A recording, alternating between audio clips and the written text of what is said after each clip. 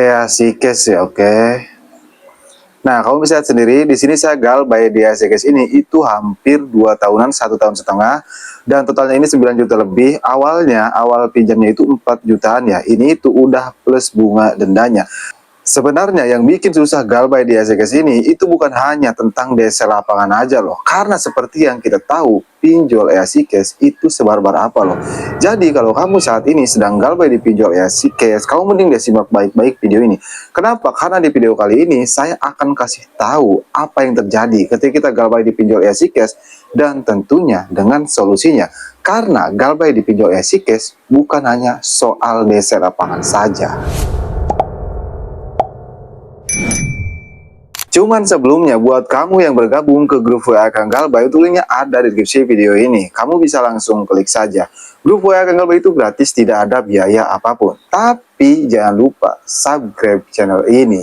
Nah, kita kembali lagi ke topik pembahasan mengenai apa yang bakal terjadi ketika kita gagal bayar di pinjol EASyCash. Seperti yang kita tahu, pinjol EASyCash ini terkenal loh dengan sebutan Raja Teror WA. Mereka bisa saja meneror WA kalian setiap hari, bahkan setiap malam, itu tanpa berhenti. Karena mereka menggunakan sistem, bukan menggunakan DC yang nelpon lagi. Jadi lebih tepatnya di saat mereka nelpon dan kamu angkat, nanti akan mati dengan sendiri. Nah, itu mereka menggunakan sistem. Jadi DC-nya itu mereka enggak capek. Mau nyepam kamu ratusan telepon, mau nyepam kamu setiap hari, mereka enggak capek. Karena mereka cuma mengaktifkan sistemnya aja. Justru yang jadi permasalahannya, si nasabah yang galbay di pinjol EASyCash ini, mereka jadi merasa terganggu setiap hari karena diteror oleh DC pinjol EASyCash ini. Alhasil mereka cemas, mereka tidak enak makan, tidak enak minum, karena kan setiap hari diteror oleh DC EASyCash ini. Nah, kebanyakan nasabah pinjol EASyCash itu mereka diam aja loh ketika berada di posisi tersebut. Padahal kita tahu EASyCash ini raja teror online ataupun raja teror WA. Tapi hanya diam saja. Kamu bisa sendiri, saya galbay di pinjol EASyCash ini hampir 2 tahunan. Ya emang kalau awal-awal diteror ya, karena saya ingin tahu terornya itu bagaimana. Tapi setelah lama, saya langsung nonaktifkan kartu HP saya ganti WA saya ganti email saya. Yang kalau kartu itu nggak diganti, sebenarnya cuma dinonaktifkan aja. Nah, seperti sekarang itu saya aktifkan kembali, bukan aktifkan tapi pasangkan kembali ke HP-nya buat login. Intinya satu kartu itu banyak aplikasi pinjol ya, jadi enggak saya buang, cuma aktifkan aja.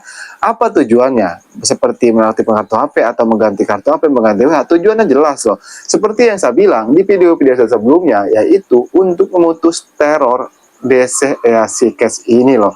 Karena kalau kamu mengganti kartu HP, mengganti WA, mengganti ini, mereka mau neror dari mana loh? Mereka nggak bisa neror kamu lagi karena sudah terputus aksesnya. Cuman ada cumannya nih. Sebelum kamu melakukan itu semua, kamu klarifikasi dulu kondar kamu. Kalau kondar kamu, teman kamu atau keluarga kamu, kamu klarifikasi dulu. Kau bilang ke kondar kamu kalau ada DC pinjol, DC EASyCash, WA, SMS, itu biarin aja, nggak usah direspon. Kenapa? Tujuannya supaya si DC EASyCash ini tidak meneror kontak darurat kamu lagi kalau tidak direspon. Namun yang jadi pertanyaannya, Bang, kalau saya mengganti kartu HP saya, mengganti WA saya, mengganti email saya, dan klarifikasi kontak, nantinya mereka itu menghubungi kontak-kontak saya, menyebar data pribadi saya. Sebelumnya kamu harus tahu, mereka itu tidak akan berani menyebar data pribadi kamu. Meskipun EASyCash ini terkenal kan dengan teror WA-nya. Kenapa? Karena sebar data pribadi itu ada pasalnya loh. Jadi mereka juga takut loh dibawa ke jalur hukum karena ada pasalnya dan mereka bisa kena hukum. Tapi kalau soal meneror kontak, soal meneror keluarga, soal meneror teman kita atau bos kita, itu bisa saja terjadi.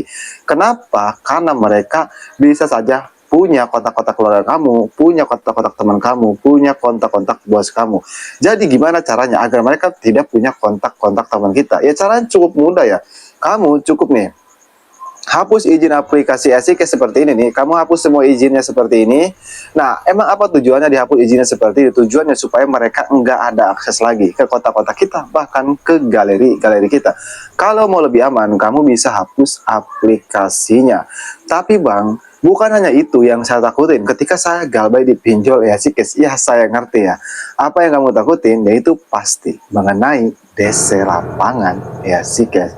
Tidak bisa dipungkiri, nasabah yang galbay atau galbay di pinjol Easycash itu pasti takut mengenai DC lapangan Easycash ini.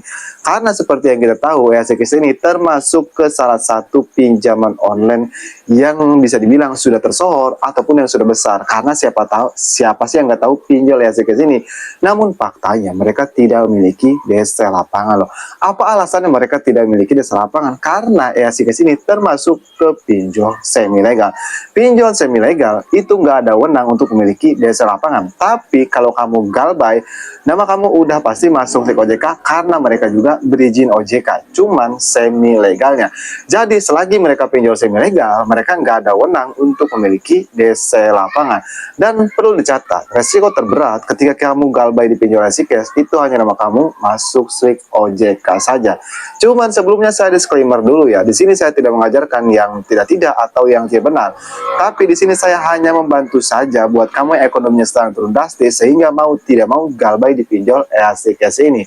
Ya mudah-mudahan buat kamu yang ekonominya turun drastis, di PHK dari pekerjaan, mudah-mudahan ekonomi kamu stabil kembali dan mendapatkan pekerjaan kembali. Nah, buat kamu yang ingin request tentang video selanjutnya, tulis aja di kolom komentar ya. Insya Allah saya akan bahas. Oke, saya akan galbay, sampai jumpa di video berikutnya.